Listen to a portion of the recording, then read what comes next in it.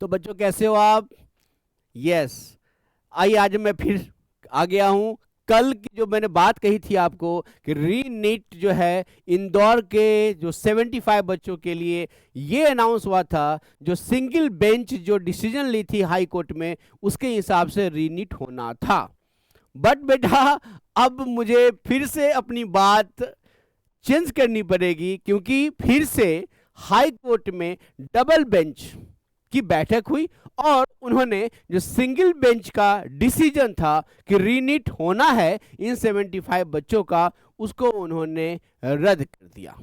तो अब तक का ये अपडेट रहा कि रीनीट 2025 की जो उन बच्चों की होनी थी जिनका अफेक्टेड हुआ था, अब वो नहीं होगी। ये बेटा फिर मैं वही बात बोलूंगा, ये अपडेट बस आज तक के लिए है।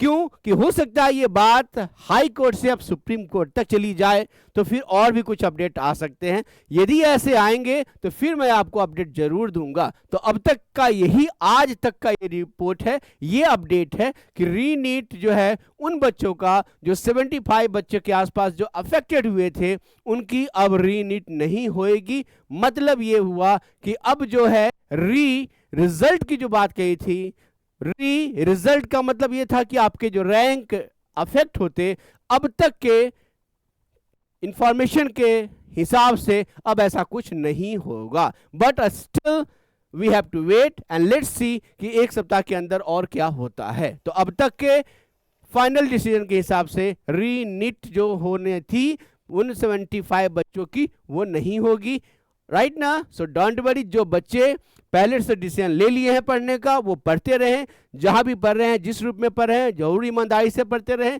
जिन लोगों ने ये डिसीजन लिया है कि नहीं मेरे को मेडिकल नहीं नॉन मेडिकल करके कुछ और करना है, उस फील्ड में आप जम के काम करो। और जिन बच्चों ने अच्छे मार्क्स लाए हैं, क्वालिफाई किए हैं, तो उनको तो अपडेट रखना पड़ेगा। एंड जब भी कुछ ऐसी अपडेट आएगी मेंटर्स एजुकेशन की तरफ से आपको जरूर दिया जाएगा। Thank you.